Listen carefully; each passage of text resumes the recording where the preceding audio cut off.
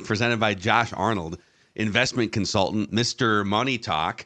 So Anthony Edwards decided that the Timberwolves weren't going to see a dip in the wake of Karl Anthony Towns' meniscus injury last night, Pat? I looked it up. It's been a much used word when you refer to athletes, and many athletes have a mercurial nature, right? Sudden and unpredictable changes of mood and mind. As the old cliche goes, look it up, and Anthony Edwards' picture is in the dictionary next to Mercurial. And last night he was on the high end of Mercurial. That is the best I've ever seen him play Yep. last night. That is the best I've ever seen him play. He made all his shots. He took the right shots. He made all his shots. And then, of course, he damn near killed himself on the basket, blocking the last shot. And I think the referees were so in awe of him getting up there and blocking it, they didn't take a real good look at whether he hit anybody or not. They just, I thought it was clean. But, it was generally speaking, when there's that much action, the home team might get a call, but man alive, that was unbelievable. And then he had a post-game interview, which he was just giddy as hell and was rubbing the top of his head where he hit it on the rim. It was phenomenal. So now we'll see. Now we'll see what happens next. Yes. The difference between this three that he hit was the big one was he kind of did a couple of things and got over in front of and shot it from instead of shooting it over from on the left side there, he got in front of the basket and shot it from right behind the arc downtown. But he did it in kind of rhythm instead of that. I'm going to shoot here. Don't worry. I don't worry about any of the rest of you. And he made it, but God, it was that last 5 minutes was fantastic. I mean, we were just talking right before we hit the mics here. I don't know that I have ever seen, and he's like 6'5", so call him 6'5". A player 6'5" jump that high to where if there wasn't a rim or a backboard, I mean, his momentum was stopped suddenly by the underside of the rim and the backboard, Pat. That's the highest I've ever seen a player jump, I guess. Well, in that situation, because in a lot of ways it was straight up. It wasn't, he was in there contesting, and then he just went straight up and went out of the air. And who was trying to shoot it for? Nesmith. Well, ironically, Naismith or Nesmith, however you want to. Nesmith. Okay, he was shocked, man.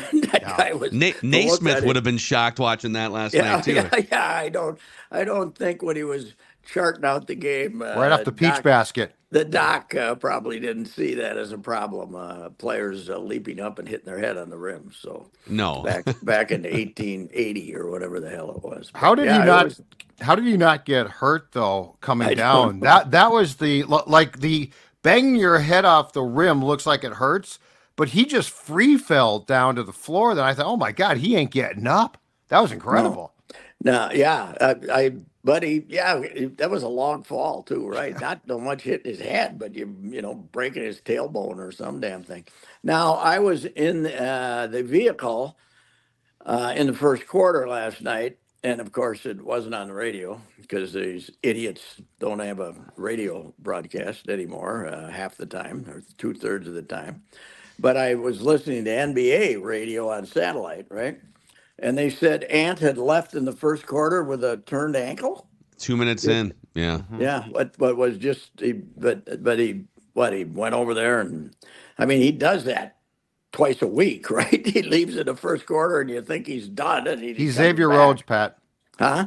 He is Xavier Rhodes in his prime. If you recall, would get hurt like in the first quarter, and you'd be like, "Oh my God, the Vikings are screwed," and he'd be back like 2 series after. Well, because when Judd and I were, talking, we were talking yesterday. We were saying, well, they can survive Cat because they got, Nas will play more minutes, and they can figure out some things. But all of a sudden, I said, the guy, the NBA radio made it sound like he might have broke his ankle. I said, they lose both of them. They're not going to be in very good shape here. And then I come back, and he's winning the game for him. So that's Mercurial. That's him, man. It's unbelievable. The other impressive thing, so a couple things off that. 44 points, no turnovers, 38 minutes. Yes. And he shot the ball 35 times. So he to be handling the ball and driving the action that much over the course of 2 hours and to not turn the ball over is one of, I think, his best accomplishments. Yes. And then this is from OptaStats, NBA guards in history, the last 20 years, to score 40 points or more in a game and block a shot in the final 3 seconds. Well, Anthony Edwards and Kobe Bryant are the only two. okay, that's kind of putting it in a little special category there. That we could, you can, kind of. How about the final 10 seconds? Did anybody do it in the final 10? See if they can expand their search here. OptaStats do that. Come on, OptaStats. Yeah, let's do that. Yeah, it was a fantastic performance by him. He drives me nuts, but last night it was just wow. It was just incredible. You know what happens though when Carl's out, and he did this in the second half, and he did this like when Carl was out last year, I should say the second half of last season. He does defer to Carl because Carl's been in the league for 6 more years, and so sometimes he'll let the Carl show play out on offense. When Carl's out, especially with this team where there is nobody else besides Anthony Edwards that can just get a basket, right? He goes into this mode a lot, and it's fun to watch how the team sort of, molds around him. But it'll be interesting if Cat doesn't come back, and it's going to be 4 to 6 weeks. Yeah. And they play pretty well, and they've got the second apron luxury tax. I mean, there's some foreshadowing here that's really interesting, Pat. Life without Carl. Yeah, but then again, he could turn around and give you 7 turnovers and shoot 22% too. So it's not that we can't just expect this to be him, but it was, that it obviously was one of the reasons he took over like he did. Now, one of the things we were reading is Jaden was going to have to take a bigger role. They let him handle the ball about 4 times, and they were lucky that he didn't throw it in the bleachers. So that kind of went away. That's not going to work. But he just won the game all by himself last night. So it was phenomenal. And they can, we forget that what they end up winning last year. Just 42, was that all they won? No, they won 42. But they did it without Cat for 50 some games, so they're used to playing a little bit without him. And they did give that Warren a little run right off the bat. That was kind of interesting. he was pretty good considering how rusty he is. The guy hasn't played an NBA game all season. But my guy Luka ain't going to get off the bench no matter what. Even if he can hit that corner shot, they're not interested in playing Luka, I guess. Maybe tonight though in Cleveland. Now is this like you're playing a really good team after that night? Is it after playing a game like that last night and Ant carrying you? You gotta expand your bench a little, don't you? And if you get beat by 15, that's fine. Schedule loss, is that what you're saying, Pat? I think if they show up and play like Warriors tonight, it'll be against the trend of the NBA, that's for sure.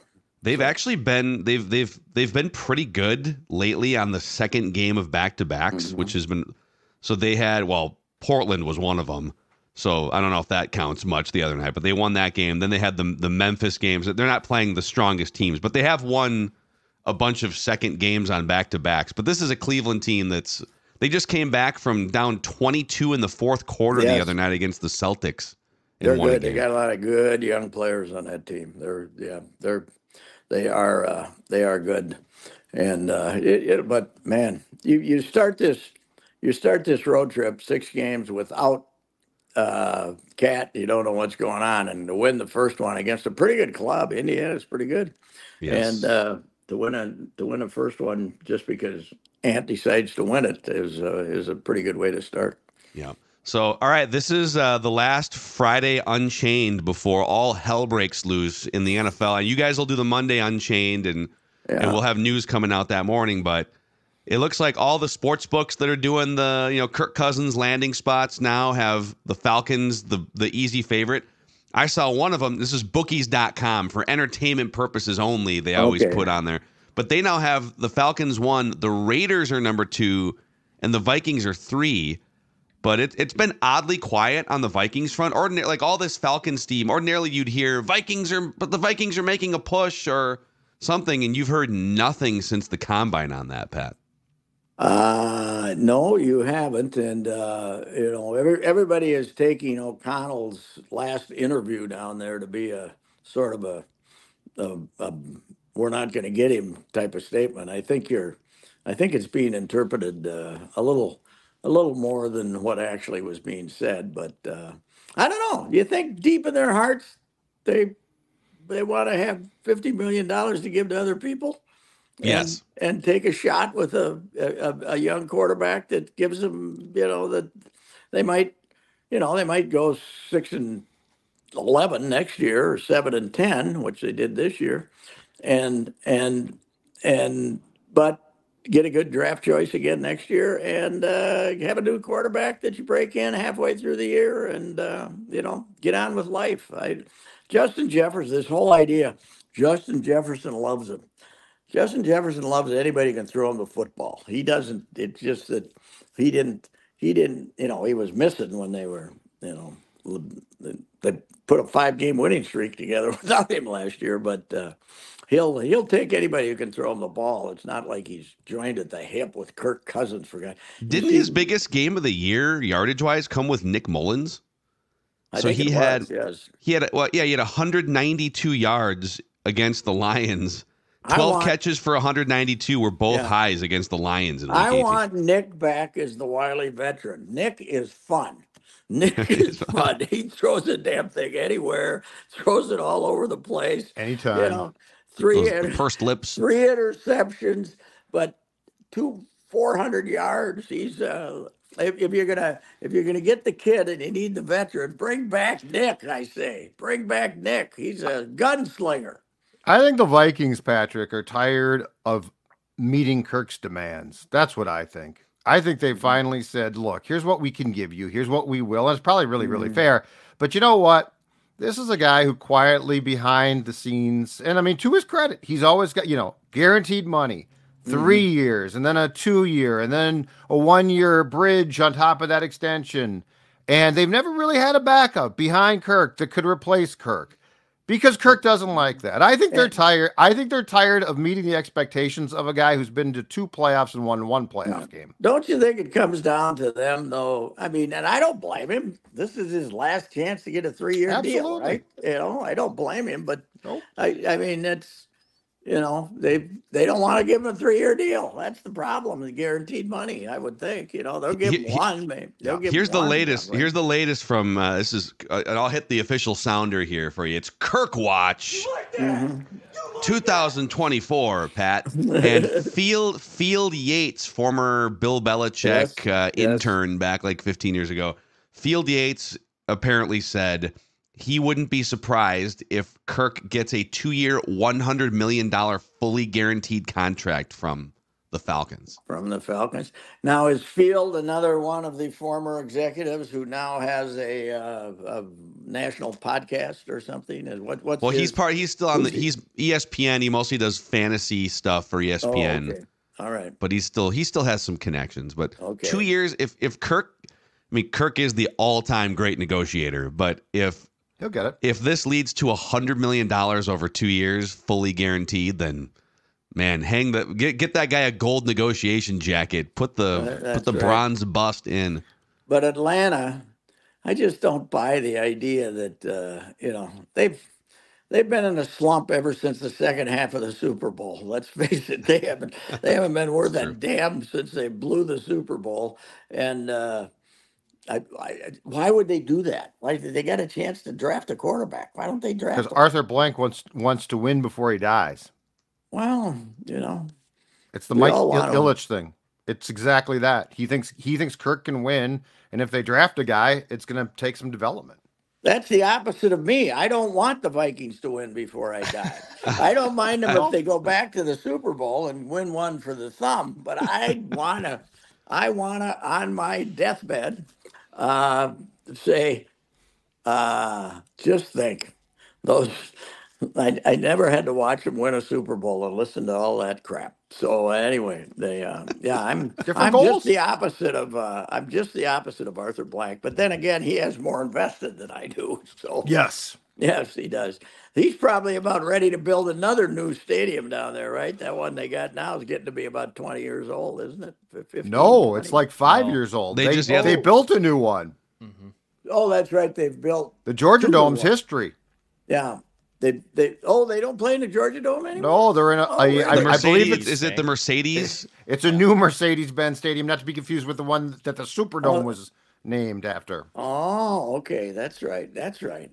And if I'm not Where did mistaken, they put kept- that they out in kept- did they put that way out Downtown. in the suburbs again? Oh, they Downtown. put it downtown. Unlike the Braves, who got as far away from soul food as they possibly could, and moved 20 miles out. In the Well, I think the suburbs. Falcons kept the famous thing was they opened the stadium and they kept the concession prices like the Masters, basically, Yes. where you get Yeah. $3 Cheap for- glass of yeah, beer. they kept them cheap for a while. That's true. And if they paid Kirk $100 million, they might have to goose him up a little bit. Yeah. But it won't be Yeah. Kirk's fault. It How won't be about Kirk's fault. that?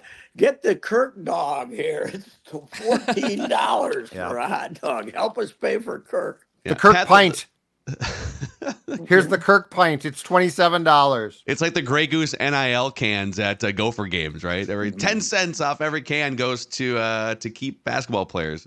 I happened to stumble across something on the FM super sports station in town here. and, KFXN. It yeah. was at KFXN. It was over the. It was after 6 o'clock, and there was apparently a highlight or something show. And the morning host was arguing with somebody about whether Kirk was going to a better team in Atlanta than he was here, but the level of depression and just mentioning Kirk was rather humorous. To say I'm guessing the this is more like middle to late morning than early morning host. yeah, not early morning, not early morning, but the mid morning guy. Yeah, he was. Yeah, I think he does. He I'm does get a worried little about sad when I'm Zimmer worried. was on the way out. It was Yeah, sad. but this is worse, man. This is worse, isn't it? I mean, he and Kirk helped convert him, didn't he? For God's sakes, he made him into a very religious fellow. So No, I think- don't know if Kirk has that power necessarily. but well, Kirk will open a power. Bible. Kirk will open a Bible. Kirk's too. got a lot of power. Yeah, he does. He does. Well, so you're predicting Falcons on Monday. What's your I prediction? don't know. Commanders? How about back to the think- Commanders? I think Kirk in Vegas would be great, don't you? Kirk. It in- would be amazing. I've been Kirk telling Judd, O'Chains? I've been telling Judd that for like 3 months. Be so Yeah. much fun. Yeah, I don't. So Cosmopolitan Kirk, who we got coaching the Raiders now? Antonio Pierce, Oh, former that's right. He Giants came player. halfway through the season. The interim is the full God, time they're paying former coaches a lot of money out there, aren't they? That's why they retained him, because they couldn't Yeah. afford to hire a new one.